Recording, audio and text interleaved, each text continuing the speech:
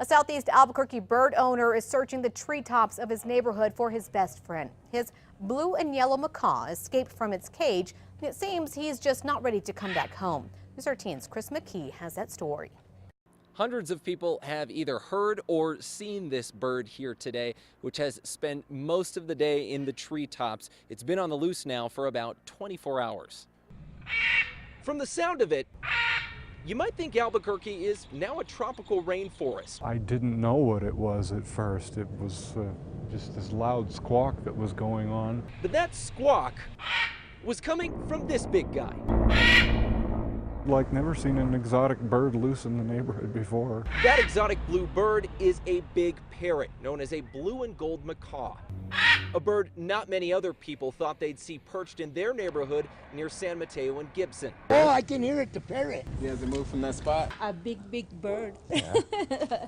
Blue and gold macaw are native to the northern part of South America. A little cold for him, ain't it? I thought it was like a predator bird, like a hawk or something. And it turns out this one is harmless and actually a man's pet. As of now, my only concern is just to get him back. He didn't want to do an on-camera interview with us today, but says the bird is about 2.5 years old. It escaped from its cage last night and hasn't been back home since. Been out before, but every time I get worried that I'm not going to be able to get him again. But the owner's been trying to get the bird home since 7 this morning, all while crowds looked on.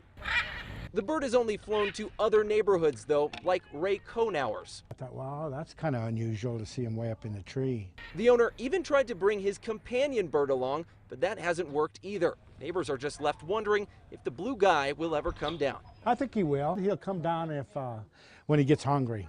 The owner spent all day trying to coax the bird out of the trees using food and also other toys and things to try and get him out of there. He is still convinced that this bird will eventually come down on its own. Chris McKee, KRQE News 13. Now, neighbors called 311 today about the wayward parrot, but we're told the animal control does not handle those types of birds.